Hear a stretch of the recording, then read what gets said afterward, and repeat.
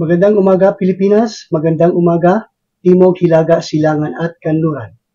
Ako si Gilbert Catso, News Anchor para sa mga headlines. Ulat panahon. Ang rehiyon ng Davao at Soc-Sargen ay magkakaroon ng maulap na kalangitan at makalat-kalat na pag-ulan at pagkidlat, pagkulog. Balitang lokal.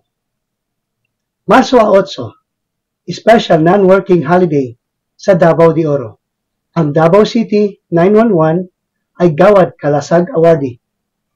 Sinaway ni Carpio ang mapanlinlang na People's Initiative para sa rebisyon ng konstitusyon.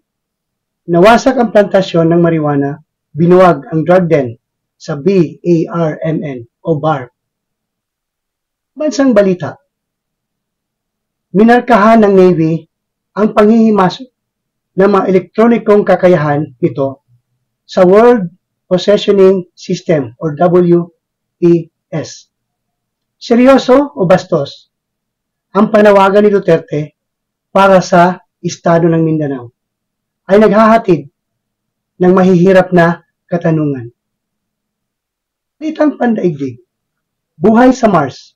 Paano mabubuhay ang mga voluntaryo sa Mars simulator ng NASA sa loob ng isang taon? Para sa entertainment news, lamangan, hindi magandang bagay ang paglimita ng FDCP sa exposure ng mga international fest. Pinagdiriwang ni Jan Estrada, Priscilla Meriles ang ika-13th year anniversary ng kanilang kasal. Para sa sports, ano ang susunod para sa Gilas? Pagkatapos ng unang window ng FIBA Asia Cup qualifiers, nangako ang Nazareth Stars sa UP Women's Volleyball Team. Mga pang-internasyonal na tampok. Si Prince William ay humiwalay sa serbisyo ng pag-alala ng ninong dahil sa personal na bagay. Pambansang tampok. Ang vlogger mula sa Agusan del Norte ay nagpapabilib sa mga manunood na may kasanayan sa paglalakad ng mahigpit. Side stories. Vending machine technician, hindi hadlang ang kahirapan kung ikaw ay maparaan. Trivia. Philippine Eagle o Monkey Eating Eagle nanganganib na maubos dahil sa panghuhuli ng mga mamamayan sa gubat.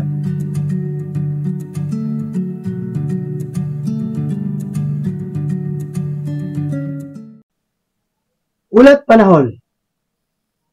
Ang rehiyon ng Davao at Soc-Sargen ay magkakaroon ng maulap na kalangitan na may kalat-kalat na pag-ulan at pagkidlat at pagkulog. Labangan ng low pressure area. Ang nalalabing bahagi ng Mindanao ay magiging bahagyang maulap hanggang sa maulap na papawirin na may pulo-pulong mga pag-ulan o pagkidlat at pagkulog, dulot ng earliest localized thunderstorm. Katamtamang hanggang sa malakas na hangin mula sa hilagang silangan ay mananaig sa silangang bahagi ng Mindanao at ng baybaying dagat. Sa mga lugar na ito ay magiging katamtaman hanggang maalon. Sa ibang dako, mahina hanggang sa katamtaman. Hangin mula sa hilagang silangan na may bahagya hanggang katamtamang karagatan.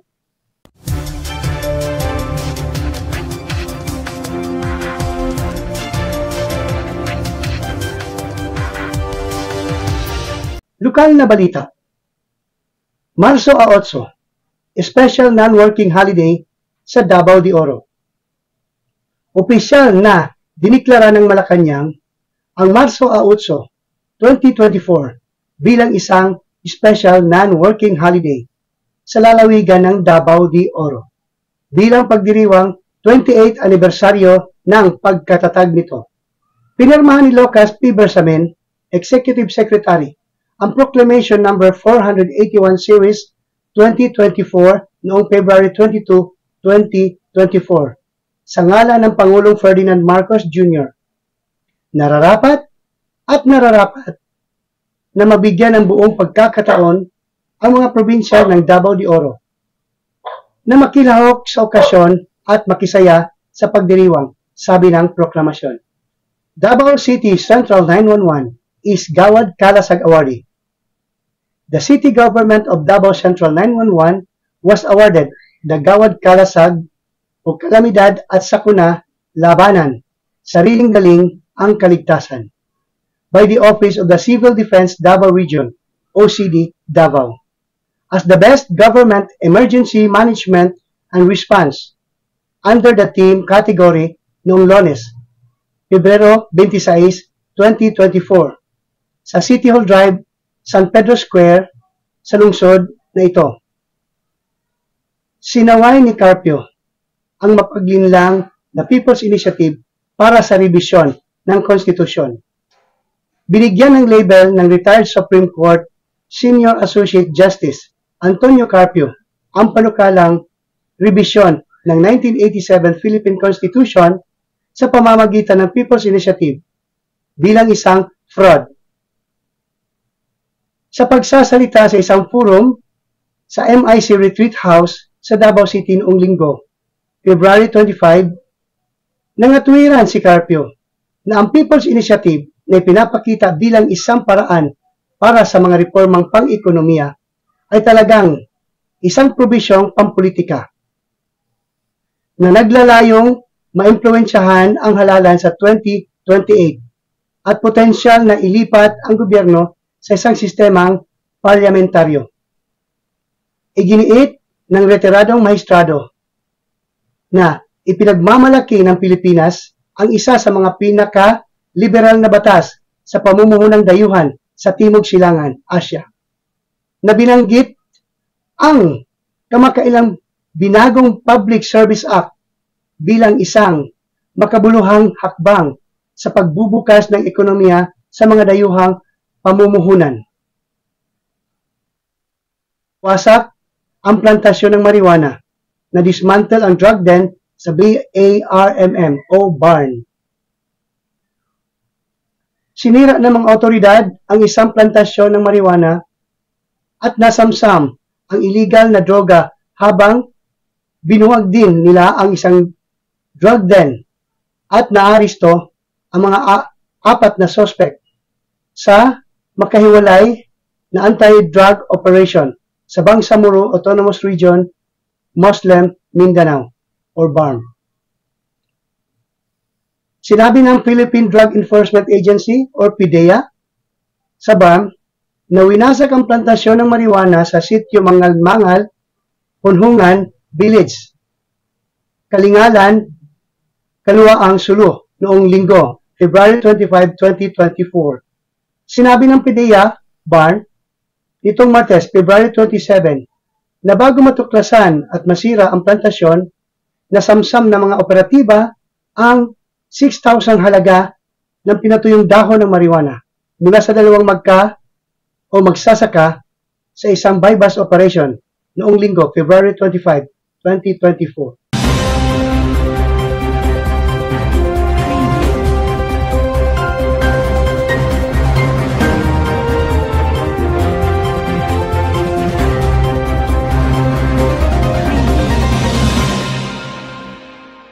Pambansang balita, minarkahan ng Navy ang panghihimasok sa mga elektronikong kakayahan nito sa WPS or World Positioning System.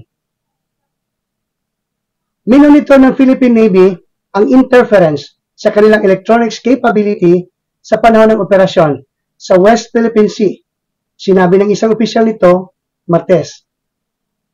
Si Commodore Roy Vincent Trinidad, tagapagsalita ng Navy para sa West Philippine Sea, gayunpaman ay nagsabi na ang pakikialam ay walang manubhang epekto sa kanilang pangkalahatang pag-navigate sa pinapanatili ng kanilang mga sistema ng hukbong dagat ay nananatiling ligtas.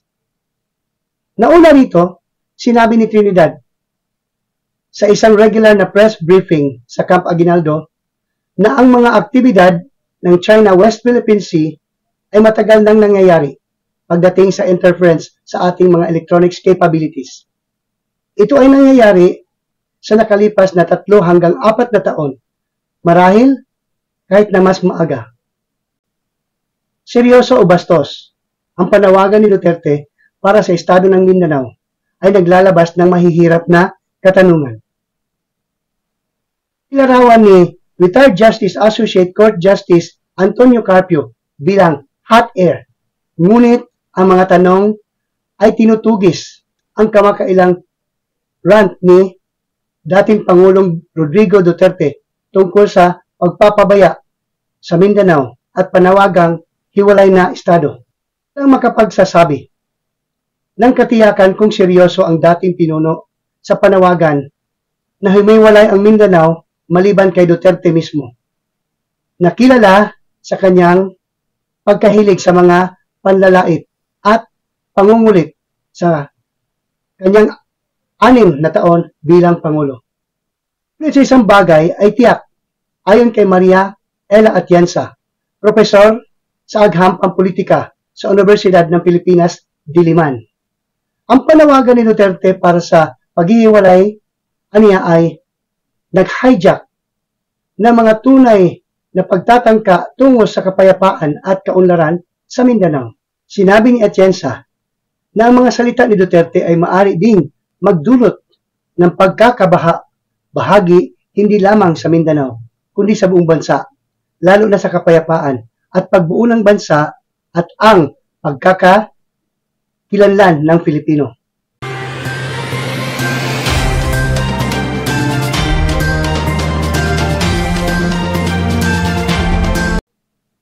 Para sa entertainment news, buhay sa Mars.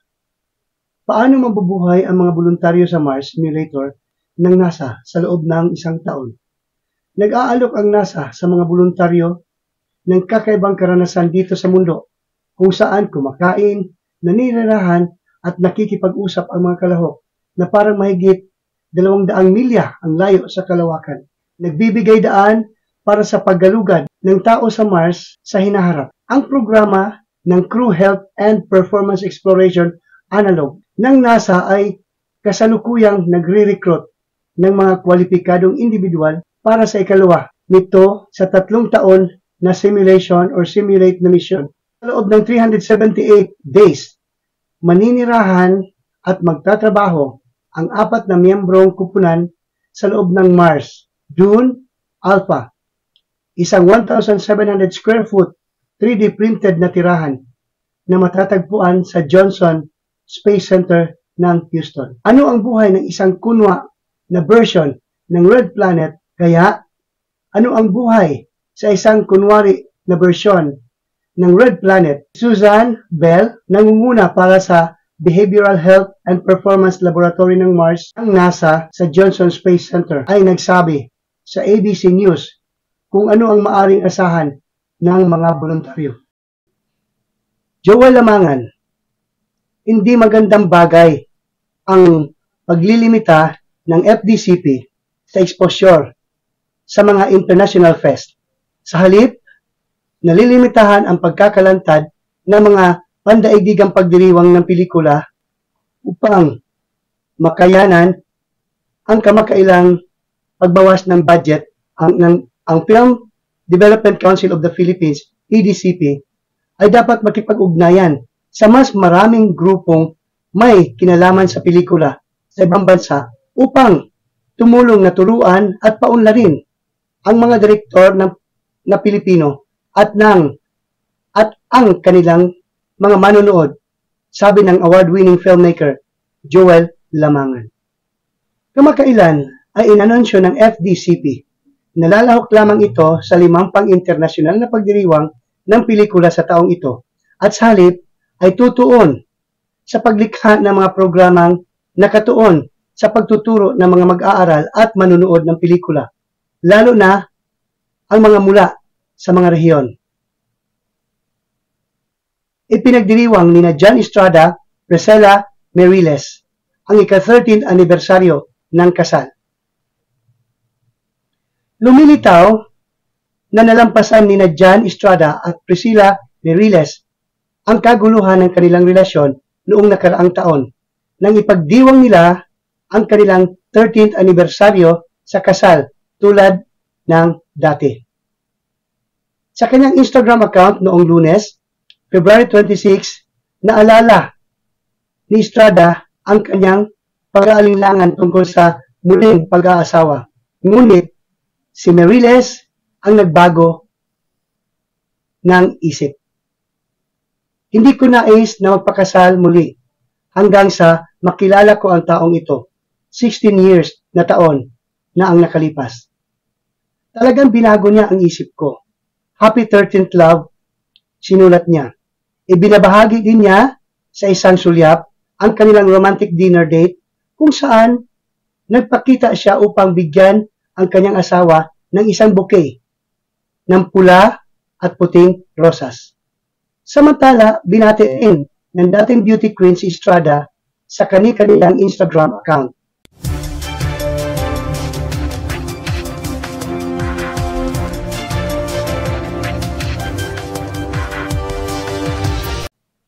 Para sa sports, ano ang susunod para sa Gilas? Pagkatapos ng unang window ng FIBA Asian Cup qualifiers. Matagumpay na tumakbo ang bagong mukha Gilas Pilipinas sa unang window ng FIBA Asia Cup 2025 qualifiers. Ngunit, mahaba-habang paghihintay bago muling kumilos ang pambansang kupunan.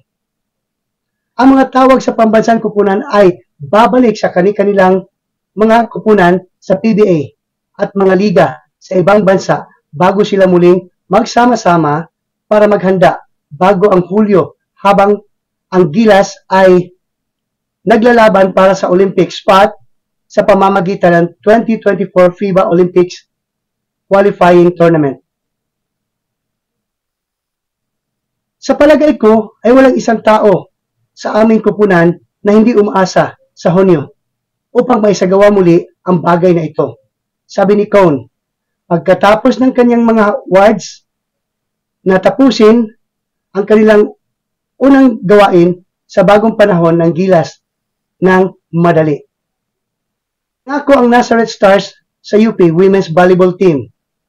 Commit ang National University Nazareth School Stars na sina Kiana Olango at Yesha Noceja sa University of the Philippines para sa susunod na UAAP Women's Volleyball Season sa susunod na taon. Inanunsyo ng UP Office of Athletics and Sports and Development nitong Martes na nakuha na nito ang mga commitment ng UAAP Season 85 MVP at Season 86 Best Opposite Hitters Ulango at outside spiker Noceja na parehong magiging kwalipikado sa Season 87. Kapag bumuo ka ng isang programa, kailangan mo ng mga manlalaro na may talento, determinasyon at pamumuno. Ganyan yung maitutulong sa atin ni Yesha at ni Kian. Pati lahat ng recruits namin, said Coach Oliver Almadro, who is also a program director.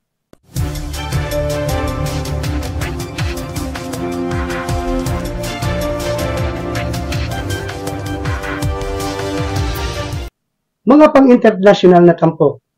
Si Prince William ay humiwalay sa serbisyo ng alaala ng ninong dahil sa personal na bagay.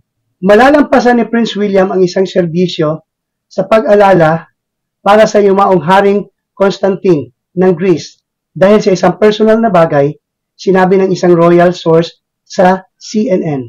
Ang prinsipe ng Wales, 41, ay inaasahang dadalo sa kaganapan sa pag-aalala sa Windsor Castle noong Martes.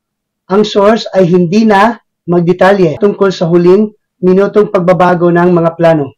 Ngunit, idinagdag ng asawa ni William, ang Princess of Wales, na nagpapagaling pagkatapos ng operasyon sa tiyan noong Enero. Patuloy na maayos. Dinagdag ng parehong source na tinawagan ni William ang pamilya upang ipaalam sa kanila na hindi siya nakadalo.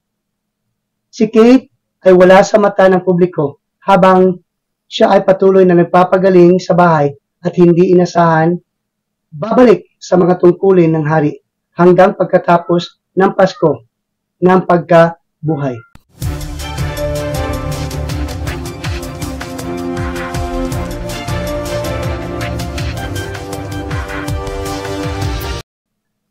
Pambansang tampok.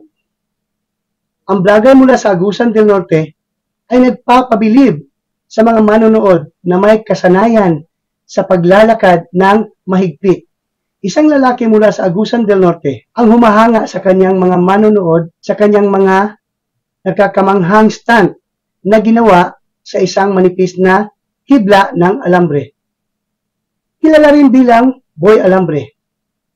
Ginagawa ni Edgar Sabado ang kanyang mga pagtatanghal sa pamamagitan ng pagbabalanse sa kanyang sarili sa isang wire na nasuspende sa hangin. Ayon sa ulat ni Kuya Kem sa 24 hours o 24 oras, Martes, dinadala ni Edgar ang kanyang mga stand sa ibang antas sa pamamagitan ng pagdadala ng 50 kg na logs ay mas naging mapanghamon ang ganap. Matagal ko na pong natutong mag-alambre. Mga 12 or 13 years old, Edgar said. Nag-upload din si Edgar sa kanyang mga performance video sa social media.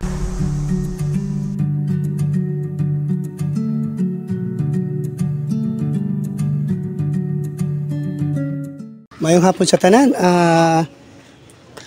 Niya kita karon sa Arroyo compound and nakita natong usa ka technician sa vending machine. No? A vending machine is a for the internet. Napoy bendo dispenser sa kape, napoy bendo nga dispenser sa uban pa nga mga kuan. Pero kani siya karon nato nakita din usa kini siya ka vending machine for the wifi or internet, no? Ano siya. Unya nakanindot ani kay na ang technician karon ato siya mahinabi.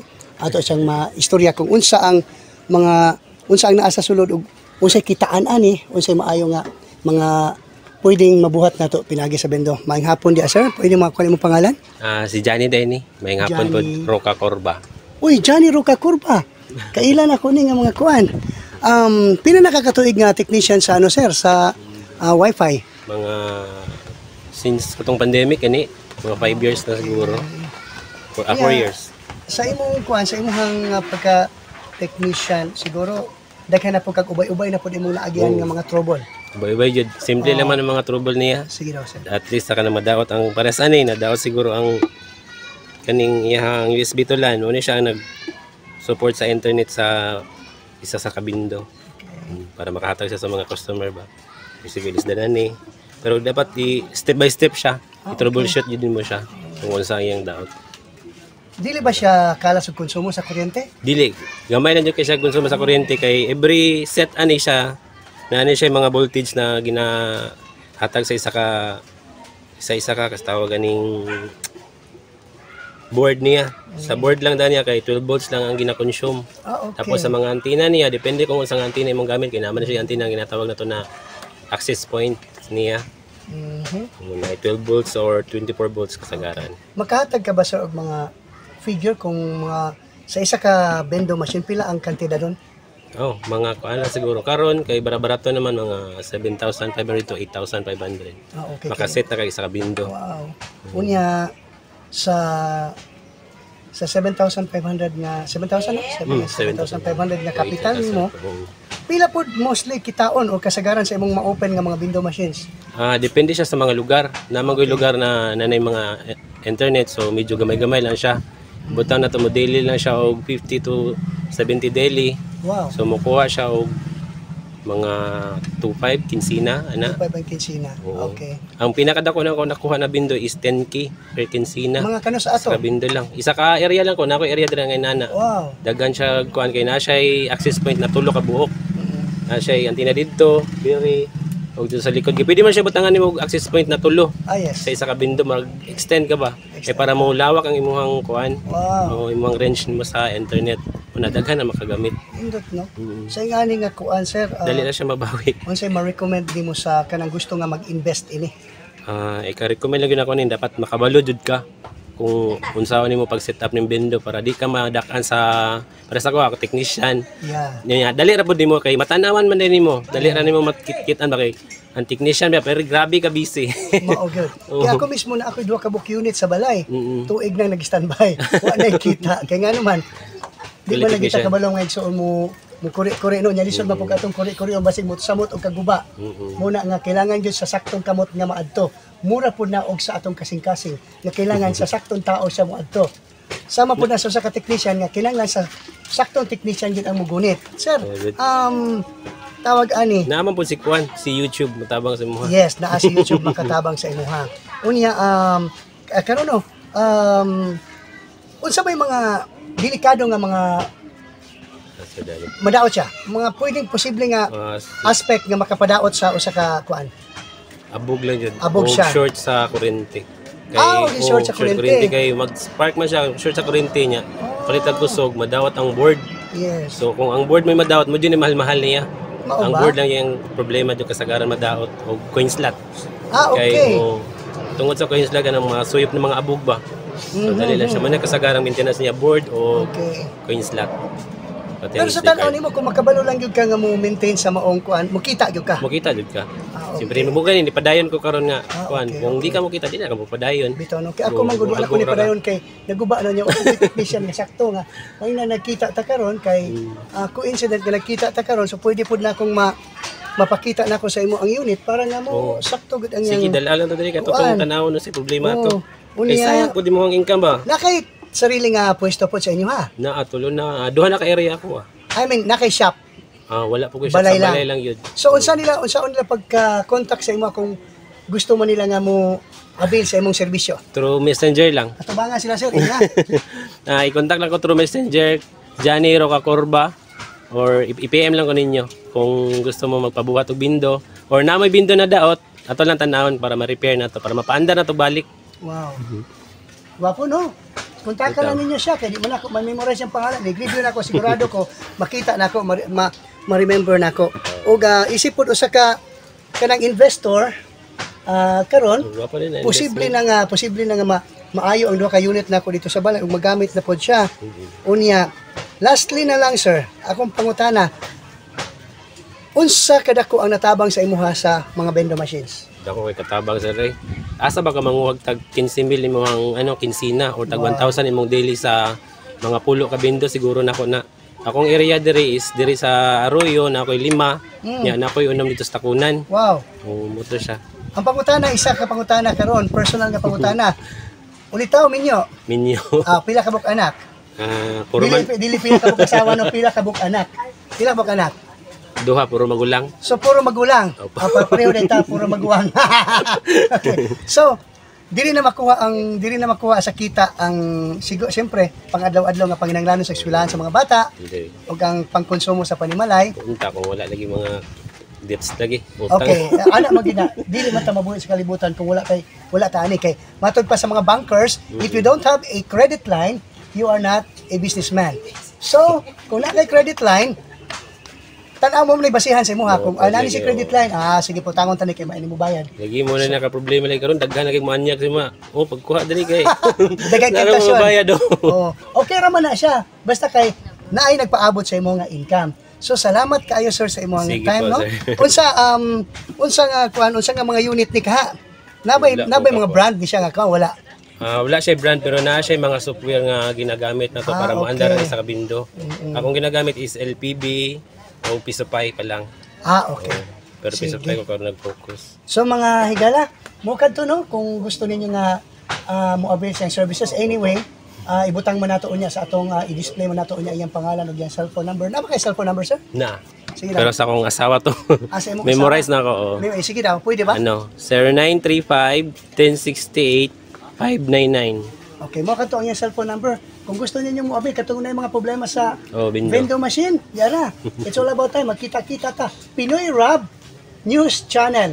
Ang inyong anchor, si Gilbert Catso. Magkita-kita ta pohon. Salamat, may hapon kanyang tanan.